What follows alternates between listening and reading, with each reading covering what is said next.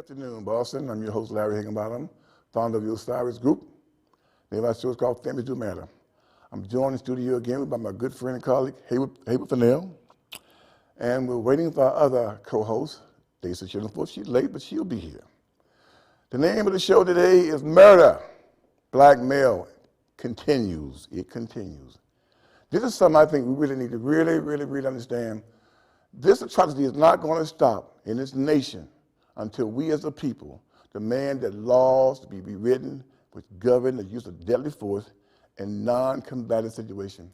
What I mean by non-combatant, person stopped for a traffic stop, ended up being murdered. He's selling loose cigarettes, ended up being murdered. He's selling DVDs, ended up being murdered. Folks running away from police, ended up being shot in the back 4 or 5 times. Murder. Person hands up, no weapon, murder. These regs with govern deadly force will always work against us as long as they can say, I thought I was being threatened, or the perceived threat of violence. Anybody can be murdered. And this here little device, neighbor, is why we now know what we've been saying for centuries, decades, that police officers, many are out of order. This here is brought to light. Where before we had a verbal testimony, black against the officer, now you got this here device called this little camera, and audio showing you what's been going on for quite some time. You should be appalled as I am. You should also be really ready to make changes. The laws must change. You can have your little kumbaya moment, talk about race relations, how to make folks more sensitive, all that good stuff, okay. I prefer to put our time into changing those laws. The reason why America is so much better now for blacks and white, the laws changed. The laws that came in 1965 changed the behavior of many folks in the white community. But guess what, neighbor? Although they were not in tune with Dr. King and Malcolm, but they all benefit from those laws being changed. And if we don't recognize, it's about the laws, baby. It's about changing the laws which govern the use of deadly force in non-combatant situations. And we're never going to see the end of this here until we, the people, put mayors into the office who will say all of our officers are going to wear body cameras with a mic, whereby you can see. No desk sergeant, no captain know exactly what these folks are doing out in the field. He'd be lying to you. He would be, or she'd be lying to you to say they know exactly how they behave, what they said, etc. Only way you know is through having the technologies here now, body cameras in the mic. And if we don't force the issue by demanding the mayor to make this here just across the board, then vote him out. Vote him out. Because he appoints what? The commissioner. Vote him out. So again, the name of the show is real simple. Murder, black male. We're going to take a break. We'll be right back in 1 second. Hold tight, but we're going to talk today. What are you, superheroes? Just 4 brothers who hate bullies and love this city.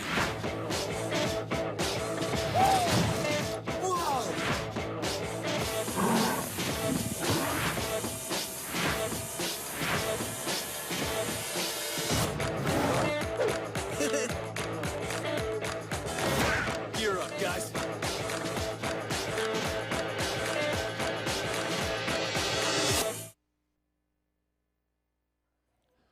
We're back. I'm your host, Larry Higginbottom. The name of our show is called Families Do Matter. Today we're talking about murder, black males, continuum. I'm joined in the studio again with my co-host, Lisa Chillenforth, and my good friend and colleague, Haywood Fennell. We're talking about something that we got to take it to the next level. The laws must change. And only we can make that change by insisting that the mayor first start by making all folks who in that uniform wear body cameras and they are mic. No one knows what those folks are doing out there in the field. They don't know what they said unless you can see. And also it causes what? Transparency. And I guarantee you, neighbor, if that happens, you will see these trigger-happy officers, right? You'll see murder go down. Because why? If you're going to do 20 years for manslaughter, plus lose your six-figure job, I can guarantee you they'll be less inclined to murder black men. Before I let my colleagues speak, think about how they describe when we get murdered by them. Tragedy is awful. Mistake. But when they get murdered, suicide, right? They were stalked, okay? Vigilante, okay? Look at the words that used to describe their lives compared to our lives. Is any one of our Black Lives Matter came onto the scene? The young man who got murdered with his hands up, DA talking about getting the woman 2 or 4 years. 2 to 4 years. Are you kidding me?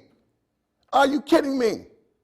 If that's what his life is worth, 2 or 4 years, but if he had a murder officer, he's either going to get life or get electrocuted. We must demand all police officers wear body camera, and start with the mayor. If he don't want to mandate it, vote him out. And he can take what? The commissioner with him. Because most of these officers don't live in no way. They can't even vote for the mayor. So whose interest is he serving? That's my opening statement. We must be about changing those laws. Ain't about burning, ain't about looting, ain't about rioting. The laws that govern deadly force must be changed, and we the civilian must be at that table. Because why? Who regulates the police? The police. Is it any wonder it is the way it is? Pam, what do you think about that?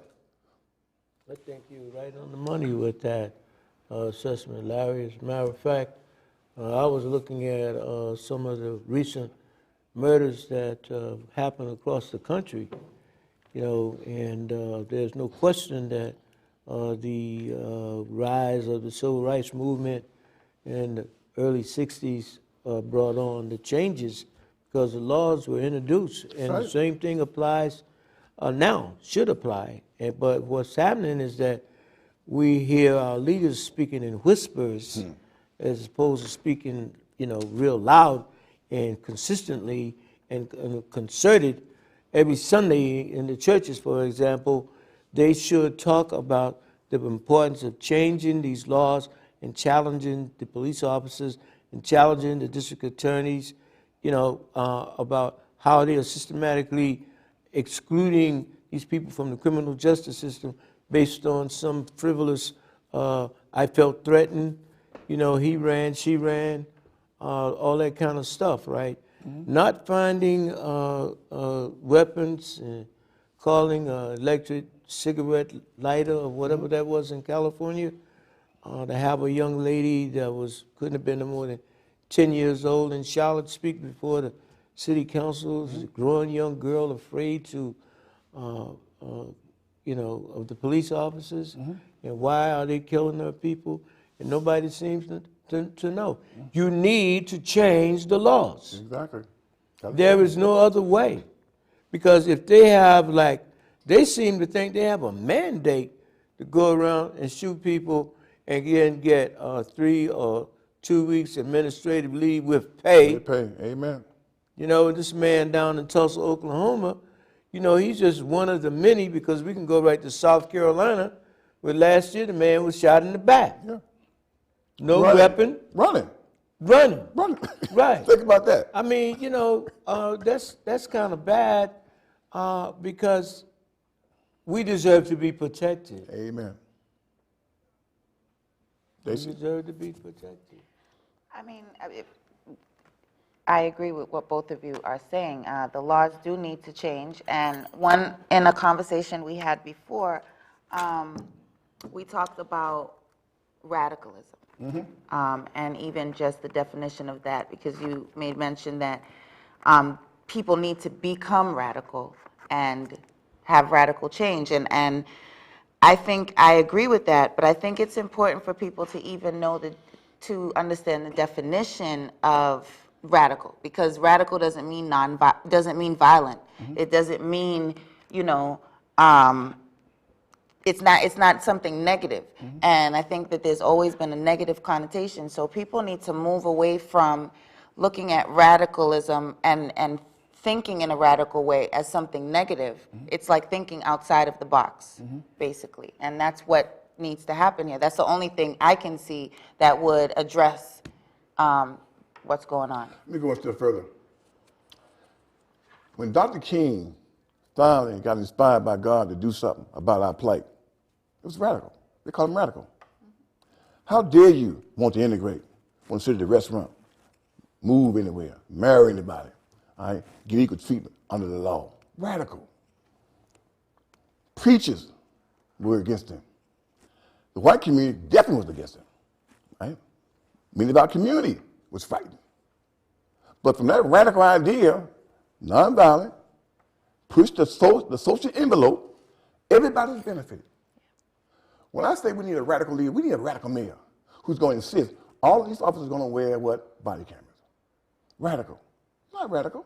Why? Everybody's going to benefit from it. Okay? Another thing, take the concept called community policing. You got folks from the outside here living here, can't get a job. The folks from the outside ride and get the job. Folks who live here, right, can't get a job. Community policing means that you're hiring folks who grew up here, went to school here, they know Mr. Jones, they know Mr. Julio, they are from here. They're now back to serve the community in what? In a law enforcement capacity. That's community policing. Not this crap you're hiring foreigners to come in, and you're going to train them, you know, about cultural competence or sensitivity competence, all this sensitivity stuff, kumbaya mess. Hire folks who look like and are from the community. That's community policing. That's radical. But guess what? Everybody benefits. Because I know you. You know me. I know what kids hang out. All right? You're more inclined, what? To tell me things than you are this foreigners. So let's stop the joking. Radical doesn't mean burning down things, tearing up stuff. It means embracing ideas and concepts that make some people uncomfortable. It means uprooting systems that have not treated us fairly. It means uprooting the passe. Right. The passe that goes nowhere. And replace it with a new system. Dr. King ideas, some call radical, but look how the whole world and America benefited from it. Right. But you have to push the social envelope, right, to make folks become what? Uncomfortable. It don't mean what you're saying is wrong. It don't mean it's wrong. Right. So again, we need a radical mayor here in all these cities. 5 people in Baltimore free, Freddie Gray is dead. Nobody knows nothing. Nobody knows nothing. And neighbor, they had insult to injury, the taxpayer have not got to pay his people $4 or $5 million while those 5 folks keep their job and their pension, etc. Now you tell me, it's across the country. So if we don't demand that these laws are changed and start to put off at the folks who are radical, who's going to bring ideas that may make you uncomfortable, but it better us as a people. I'd like to get back to the point, Larry, when you were talking about the body cameras. And I was saying to myself that police officers are public servants, That's right.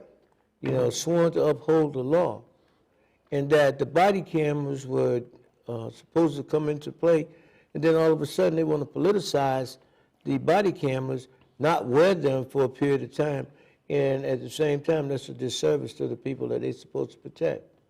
Now, the Baltimore situation, if I'm not mistaken, they didn't have body cameras on. True. And also in Charlotte, the body cameras wasn't working. Right.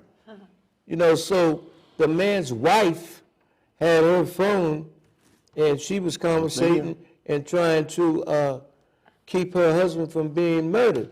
I think I want to see it, right? This is why I say, you know, the hypocrisy of our folks in blue. Here's the wife telling you, don't shoot, don't shoot. So she could intercede, right? And things would have been different if you had the wisdom, right, to let her, right, his wife, her husband, right, take a lead here, all right, rather than you being trigger happy. Okay? So this man is dead, and I bet you the taxpayer are going to end up paying $4 or $5 million to the family for wrongful death, and those officers will still keep their job and keep working. Something wrong with that. That's murder. So what is the message? The message is, right, we need to demand that the mayor say, all gonna start wearing body camera effective now. We need to also stop thinking that a system full of flaws is going to continue. We need to begin to change our leadership from top to bottom and for them to take the same position, same mindset that MLK Jr. took back in the 60s. If you really want to change things, you have to be radical. You have to go right at it. You can't play with it because they pulling out guns and we dying. Yes, indeed. And we have people that are supposed to be in leadership, and because of their position, I believe keeps them from speaking up, speaking out, and standing up. Because you see a lot of people with the mayor when there's in Boston, when there's been a homicide or something like that, and they all stand around the mayor, and they're not saying anything to address the overall problem, which is police officers coming in our community like Gestapos and trying to talk to our young men and women any kind of way, you know, and kids are responding in the way that the police officer doesn't like, and the next thing you know is get your hands up and get up on the wall. Well, people have to be sometimes maybe afraid of putting their hands up because they get shot. True.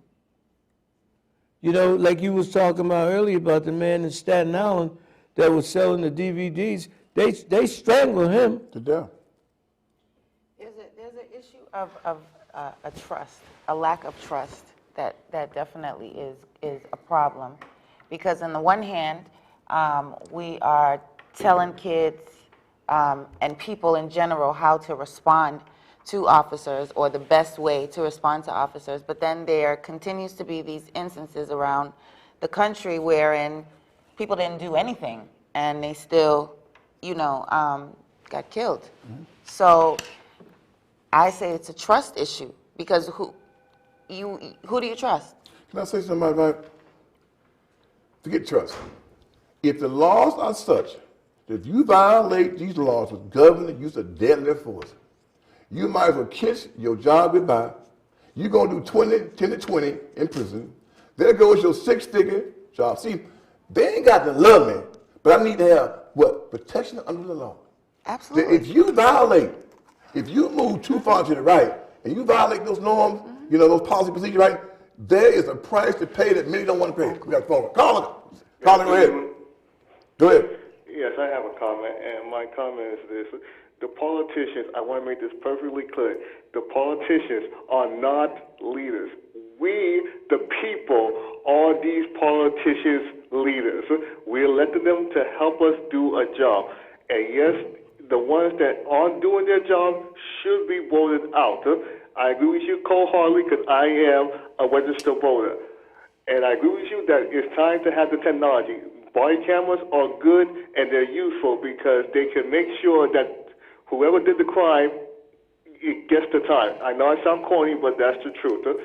But for those like our mayor and police commissioner who refused or didn't want the body cameras to be installed, the people should demand action. We should demand, no. Let's get this straight. This is the new technology, and we need to adopt this technology to make sure that crimes are solved all over Boston. Not South Boston, not East Boston, not Rossendale, but all over Boston. Huh? Carla, make a good point. And also, to make a point with the caller, right? The mayor is voted in by us. That's not his seat. The mayor appoints the commissioner. So again, if the mayor say, starting on this date, all folks in blue is going to wear body cameras, right? And those who don't want it, right, you're fired. That's all. They are what? Public employees. Well, the taxpayers here. Well, another thing too, city council has to take some responsibility in not being assertive in their roles as elected officials because, like you say, we voted for them.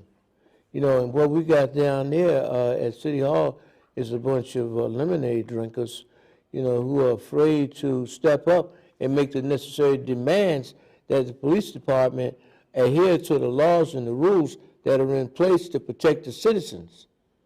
You know, you can't ride around in the community and not be prepared to take care of the people. We need bold leaders. We need leaders who are Certainly bold. need that. We want to make bold statements, right, that push the social agenda. Dr. King, Malcolm, and even the Black Panthers push the social agenda, push the social consciousness. And like everybody benefits from that. Everybody does. That spot don't belong to Marty Walsh. The commission can be replaced, and why the mayor appoints him. And if those in that department do not want to get in line, fire them. You know, Fire 'em. one of the things that I liked about the Egyptian revolution was the technology, meaning cell phones and how they organized against the government over there in Egypt and overthrew the government. You know, I used email a lot and stuff to, you know, express my opinion. But I think that for some reason, our people are not getting it. You know, we've been killing each other, and now they feel, meaning the police officers feel like they can do it. How could you shoot a kid 14 times after getting out the car, not being in the street, not even a minute, you saw shooting? That's in Chicago. You know, I mean, if they hadn't had that body camera, that dashboard camera that they held up and wouldn't show, and they had to go to court to get it, we would have never known what happened. Amen. I'm your host, Larry Higginbottom, and my show is called Families Do Matter. We try to bring you content and something that's going to make you want to get and do something besides whine and moan. Those days are over, neighbor. We got to take action. I'm joining the house today with my co-host, Dixon Shillingford, and my good friend, Haywood Fennell. We're talking about murder. Black males continues. It's never going to stop until we the people, decide that those regs are going to be rewritten. Those laws are going to be rewritten, and we're going to find politicians who are bold enough and courageous enough to say, yes, it's time to have these regs rewritten. And if they don't do it, vote somebody in there who's radical, right, who's going to do it. Because that seat does not belong to them. That seat does not belong to them. No, I think things would be even better if the government, people on a whole, ran their life. You know, my daughter's school, they have like 3 points that they focus on in the school, that are themes: accountability, responsibility, and respect. And I'm sitting here and I'm like, wouldn't it be something if the government and if people in general kind of ran their life with these points, you know, let these points govern their life? Because that's really what's happening here. I mean, people are not being held accountable for what they're doing. They're not showing respect to another human being. They're not being responsible as a police officer, a person who has a license to kill. They're not handling that responsibility correct. So I'm just like, it would be amazing if, you know, we have children that's learning these points, but adults, you know, on the masses, we're just not following this as a rule of thumb to live our life. Because we were never valued. Black people, in my humble opinion, I might be wrong, but damn sure about it, we were never valued by them. We was never valued by them. Even now. The bad part is that this man in Tulsa, Oklahoma, had a mechanical problem with his car, I believe, and he left his car maybe to get some help, and he was approached by a police officer with another police officer with a helicopter above, and the helicopter guy saying he looks like this might be a troublemaker, and he refused to follow the officer's orders to get on the ground, I believe. You get on the ground. You get on the ground. Yeah, he hasn't done anything. You get on the ground. He hasn't done anything to merit getting on the ground. And he being from Tulsa, he knows the history of Tulsa in terms of the race riots. That's never forgotten. And then she shoots him. The other guy mentions him. Suppose you was driving someplace in another state and you had something wrong with your car and you had the same set of scenarios, Go ahead. you might get shot too. Or you could be a female driving in Texas and you get pulled over for supposed to be something wrong with your car and refuse to get out your car, pull out of your car, arrested, taken to jail because you was on your way for an appointment the next day to get a job that you never got because 2 days later they said you committed suicide. Then you turn around and you settle a monetary settlement with the people's family. Why are you settling with this family after you done murdered their daughter? And the taxpayer pays for that. And they keep their job. So if you don't check the police officers, if you don't have in place new laws that govern their behavior, this could happen right outside on Columbia Road. Let me ask them, let me just throw this out there while on this point. Do not be bamboozled, bait and switch, when folks always want to talk about, let's talk about South Side of Chicago, all those murders. When have white folks really cared about black folks killing themselves? You got a black president, I also want to tie him to the murders in Chicago. When Bush, who came from Texas, right? A lot of poor folks killed themselves then. Clinton, Arkansas, a lot of poor folks killed themselves then. And our main, president, who they love, Ronald Reagan, California, a lot of folks killed themselves then. All right? Poor folks will always kill themselves. So again, let's not, confuse the issue here.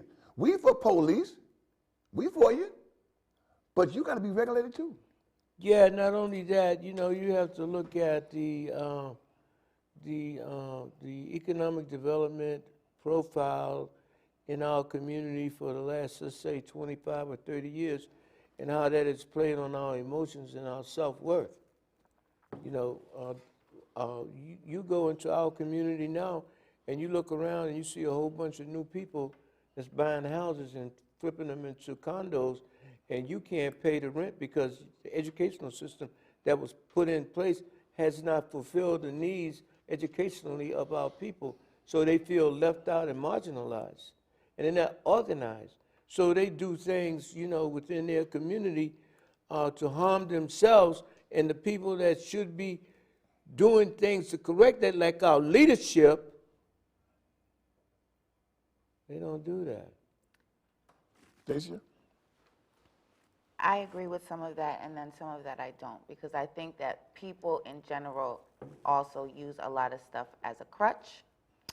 And, yes, slavery happened, yes, injustice happened, yes, there's an economic, disparity going on, all of these issues, but these are not excuses to act out, and these are not excuses to not do anything to better yourself or to better your community, and so I also, it's a fine line, because yes, you need to look at these factors and these points and the history, and it's not that you discredit them or discount them, but there's an accountability also for people on, and for today in 2016, not in what was happening however many years ago. And that's not, again, to downplay or minimize it by any stretch, but, I would like to see people just doing more. And even when it comes to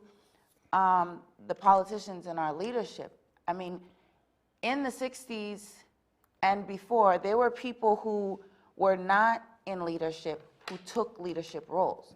So we don't even need them, because they're working on other stuff. So, I'm looking for people in the community to step up, and people who have done better for themselves and moved out of the community. I'm looking for them to come back in the community and do something positive for their community. It's not only, the leaders. Oh, that's true. I'm your host, Larry Higginbottom. The name of our show is called Family Do Matter. We try to have discussion around content that's going to make us do something. Not just whine, not just complain, but do something. We all can make things better. We're talking about a study that affects all black males, from babies up to grown men. Murder, black males, continues. And we contend, I believe, I might be wrong, but I damn sure doctors here, it's never going to change until you change the laws which govern the use of deadly force in a non-combative situation. I want to define that for you. Non-combative means you stop for a traffic light, you get murdered. You stop because why? Selling cigarettes, you get murdered. DVDs, you get murdered. You're running from the police, you get murdered. Hands up, you get murdered. And let's not confuse black people killing themselves, the poorest amongst us, let's call it like it is, all right, with this here. They're two separate entities, two separate.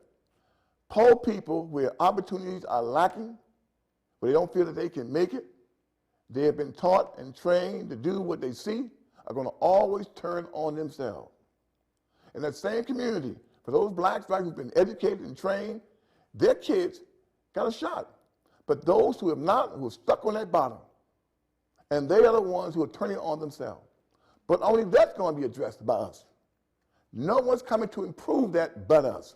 But us. So they can point fingers talking about, what about black on black crime? When did they ever give a hoot about us killing ourselves? When? Let's be honest now. And we got to get mad about the truth. So again, all these problems here, we got to solve. Okay? We got to solve. But we have to also make sure that those who we pay to protect us, right, don't continue to murder us. If it wasn't for this little camera, this camera here, right, we would never know, despite what black people have been saying for decades. Many in the field, in uniform, are out of order, be they black or white. And we want what? Protection under the law. Only way you're going to do that is you change those bylaws, those regs. We got a phone call. Caller, go ahead. Yes, so thank you for your topic on families do matter. And I'm just listening to all the different points that the three of you are making, which is very good. And a couple of weeks ago, I went down to D.C. for the opening, the grand opening of the National Black Museum for History and Culture. And there were thousands of people out there. And there were tables regarding reparation. And, you know, the more I think about it, the more that I think about it, we need to simultaneously, continuously work on reparation, because we've been just talking for years and years and years and years. Maybe it won't be 40 acres and a mule, but I'm just beginning to believe that. Can you imagine how many acres 40 acres is? They say it's bigger than a football That's a lot. But if we got 20, because for some reason in our United States of America, we just understand money and so forth. But if people got some form of reparation, as we go around saying, stop doing this and stop doing this and let's fight this and let's fight that, we need to simultaneously pick up on reparation and get serious about it. Thank you. Thank you, caller, for your comment. And again, if I just may add, John Connors from, I think it was from Michigan, used to have just a bill for them to explore that. But again, I get back to having bold leaders who going to bring forth radical ideas, because it's the only way you're going to push the social agenda. So again, if you don't have folks who have the boldness to even say things, they're just there. It's like they add color, but what? No substance. We got too many folks of color in politics, in the police force, but they bring no substance. So that's why the culture remains the same, policy the same, but they're just sitting there adding what? Ambiance. Well, you know, I have a couple of things I want to say, because I know American history is about people coming from a country called Europe, fleeing all the persecutions that was going on. And when they came to this country, they took this country, they went over there and brought slaves to this country, and they tried to work us for 300 years, and they probably thought that they was going to work us, and they was going to, all of us was going to be dead, all the Native Americans was going to be dead, and they was going to have this country to themselves. They have no intentions of giving anything back, but more hell, all right? The other thing is, I am not going to apologize or think that my skin color is something that I should apologize for.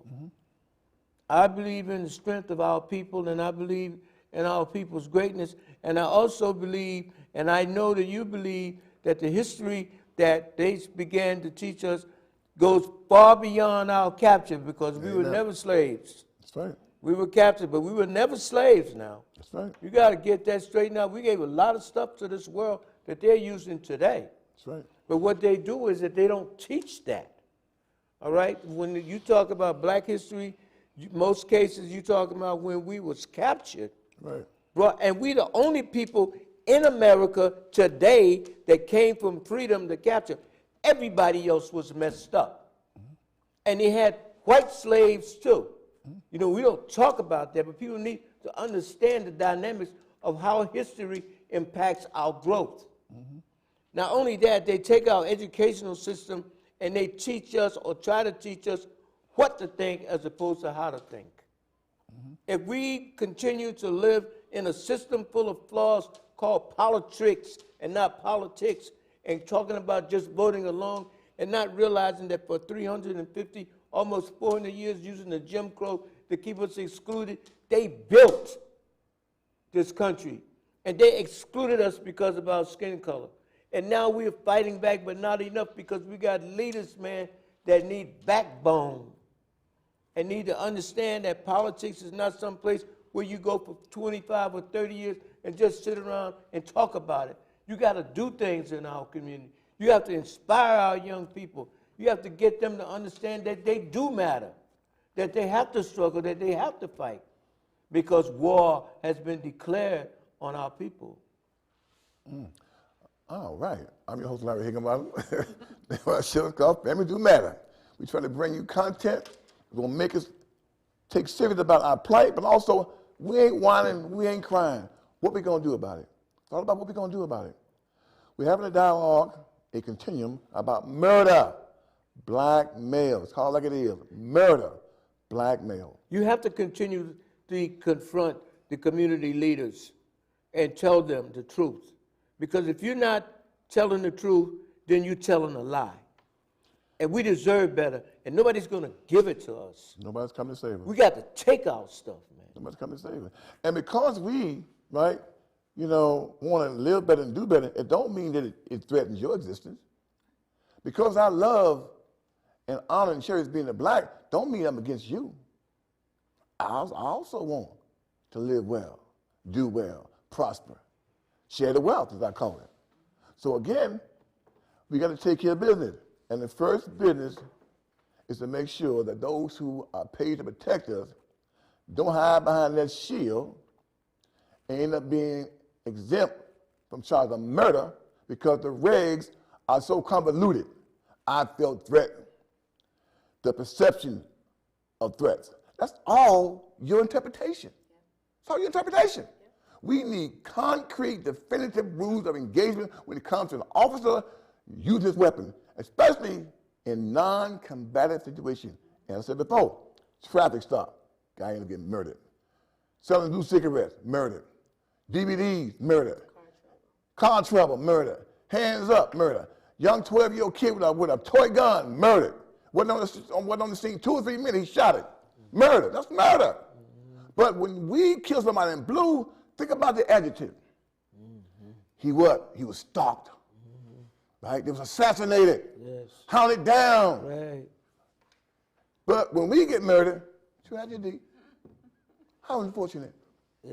How unfortunate. But look, let me just say Come on now, people. Let me just say something, because I said something, and it might sound like it's out of the way, right? Go ahead.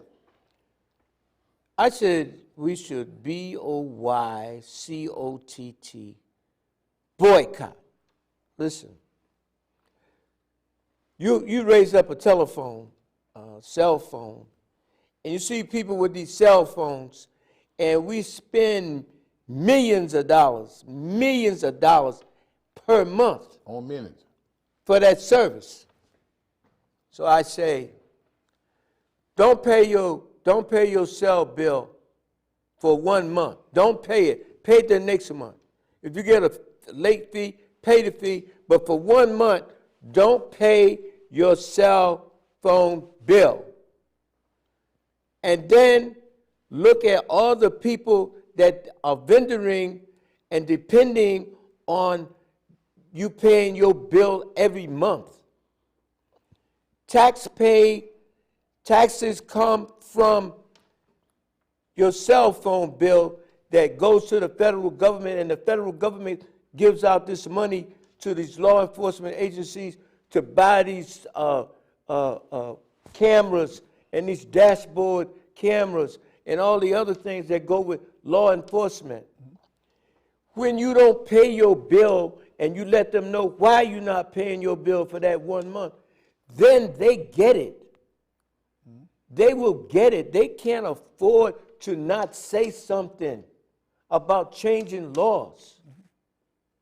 You cannot just talk to them anymore. You must make them feel our power. It's not about, okay, we'll think about it. No, when you look at your October bill and that money that you was expecting to come in, and those vendors was expecting Comcast to pay them, and they didn't get paid, or they got to go someplace and pull money from another place to pay that, and then you come a month later and they hoping that you won't do it again. They're going to talk to the elected officials, and they're going to say, you must protect these people. You cannot let police officers just discriminately, not indiscriminately, but discriminately kill our young people and our old people and our women and our men and our boys and have our girls and kids traumatized. You're not supposed to fear the police officer.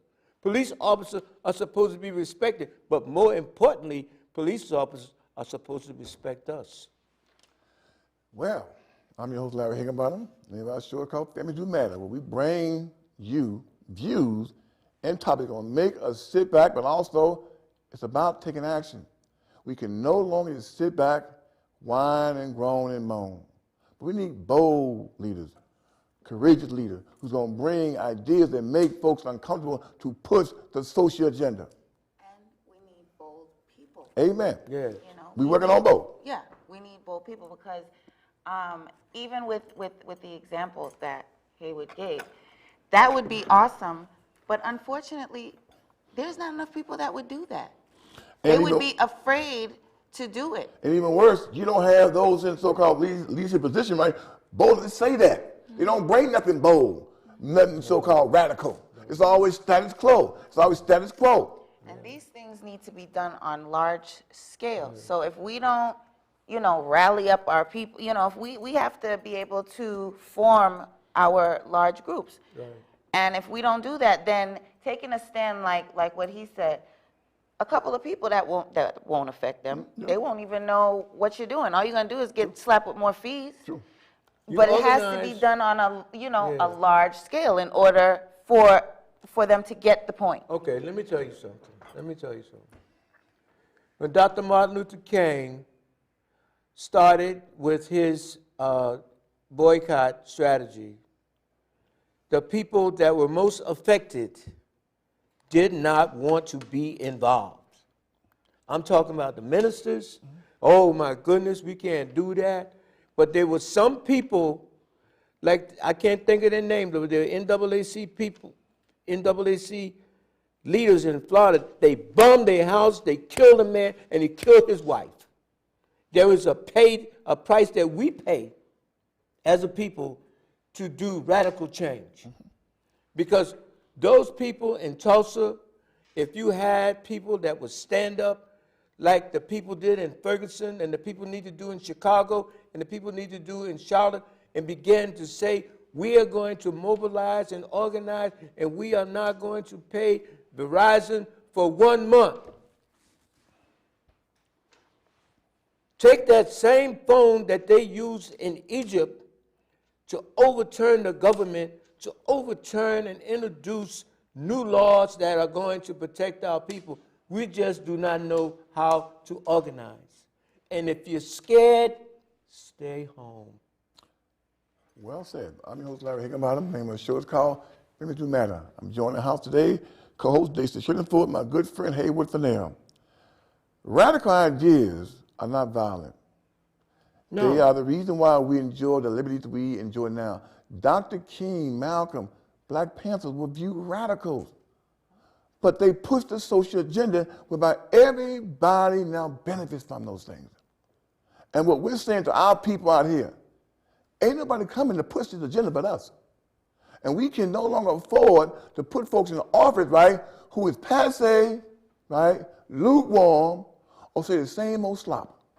If you're not pushing a radical agenda, radical ideas, which push the social agenda, well then don't vote for them. Yes. And like I said before, these murders will never stop until you change the laws that govern the use of deadly force. And the first thing you can start with is to make sure, through the technology, that all folks who wear that blue uniform have on a body camera and a mic that's not controlled by them, whereby you can know what they do and say. No desk sergeant or captain knows for sure what's going on with his officer. He don't know. He hope they're going to, have integrity and character, but he doesn't know. Not only that, he doesn't know. Not only that. Okay, all right. Let's just do a micro boycott. Okay. Let's just say in Boston we'll take 1,000, and in other metropolises we take another 1,000. Let's say 100,000 people that normally pay $300 a month. Let's round it off. 100,000 is $30 million. It's $30 million. The rest of the people, they waiting to see what's going to happen. When you don't get that $30 million, you're gonna start talking to somebody. You're gonna be on your phone and you're gonna be calling your elected officials and say, "What's wrong with you? Don't you see that these police officers need to be controlled better? Don't you see that our customers are being murdered and you're not doing anything? Don't you see that my tax-paying dollars are not being collected because of your stupidity and you're not standing up?" This is not just Boston. The social injustices that we need to address requires a revolution and radical movement. It doesn't require confronting guns all the time. It's at the boardrooms that we can make a big difference. And so we need to think big because it's a big problem. When you start murdering Joe and Jill, look out, Jack, because you next. Yeah. Well, again, I'm your host, Larry Higginbottom. The name of our show is called Family Do Matter. We're trying to bring you topics that are going to make us sit back and take action. I'm joined in the house today with my good friend and co-host, Desa Shillingford, and my good friend, Haywood Fennell. We've been talking about a topic that's going to affect all black men. Amen. Murder. And women. Blackmail. Continuum. It's only going to stop until we, the people, demand that those regs, those laws, which govern deadly force, are rewritten. And I should also add a radical idea. We need a civilian review board of citizens to review what our folks do in blue. Yeah. We the only institution where you're going to pay somebody money and the payer has no say-so on their behavior. It's insane. Every police officer needs to be under a civilian review board to make sure those regs and ordinance right is in alignment with the community who pays their salary. You need a 1-2 points too, because just voting is not enough. I'm looking at the last vote that they had here in Boston. Yeah. Dismal. Really, it was really sad. Very sad. Beyond sad. Right? I understand that the person who took Glory Fox a seat won less than 600 votes. Yeah. Now think about it. The final, no, it was less than 1,000 votes. Even worse. Yeah, and still was low numbers. Right. Yeah. So again now, neighbor, right, you can't blame white folks for you now. Your apathetic, non-participation, that's on you. No one's coming to make it better for us. I don't know much, but I sure doubt that. They have not come yet, have they? Did anybody come yet? Another thing, let's stop begging for jobs. As long as we've been living, we need jobs. Who are we talking to? Who is the we? There's nobody coming to make anything better for us. Nobody. We are here, we in this, we got to do something. And start with being conscious and making sure that we're going to get out and do something besides just whining and crying. We have children that need to be able to feel that we can protect our children. Yeah. We cannot allow our children to be afraid. We cannot allow our leadership to continue being hanky-pankies for a political system that has totally disrespected us for the last 30 years just in Boston. We don't need to be talking to people that say that they're our friends but do things that are unfriendly to us. Agreed. And if you think I'm lying, go to the courthouse like I do and see our young people for the first time without any parents trying to negotiate the criminal justice system on their own with a paid lawyer and them ending up with being introduced to Corey. Amen.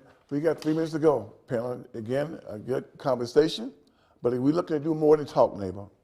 It's time to demand, call your mayor, call Marty, tell him we want body cameras. Yes. And if he doesn't want it, vote him out. That seat does not belong to him. And he can take the commissioner with him. Yeah. Dacia, you was gonna say something? Be quick now. I was just gonna say that although we need, you all's point is that we need our leaders to be more radical and more aggressive. I need our people to be more radical Say it again. and aggressive. Say it again. I need our Yes. people to be more radical and aggressive, because what I don't want is people to then just rely on leaders to do it. We all have to, take an active role in what's happening. Haywood, I'm not playing, I'm staying for the fight. that's right. We got nowhere to go. I'm in it to win We got it. nowhere to go. Where you In gonna it go? to win it, in it to win it. Where you gonna go? There's nowhere to go. That's right. There's nowhere to go, neighbor. So we might as well make this our country. Now we're not on what I call Protect our people. we're not on what I call a guest furlough. No. It's our country. Right. It's our country. Yes. So it's up to us, right, to Right. push the social agenda whereby we all gonna benefit. Right. Ralph, kick the music. It's time for me to go home now. Thank you, Larry. Under 2 minutes. We know how we do here. But we're telling you, neighbor, right? No one's coming to save us. Gonna make it better for us, And the voter turnout was appalling, black people, Hispanic people. Yeah, Less than 1,000 votes. We just not married, right? Come on now. I did. Come on. And you can't complain about white folks on that one now. No. You stayed home. You stayed in. And now you got what you got. You got what you want. You got that because you didn't say nothing. And we could have a person of color down in the mayorship if folks came out and voted. Yeah. But why? You stayed home. You stayed home. Flip-flop. But all is not lost Yeah. because you still what? A non-majority city. Yeah. So you still can demand Yeah. that the next person who runs going to either A, listen to you, or you vote him out.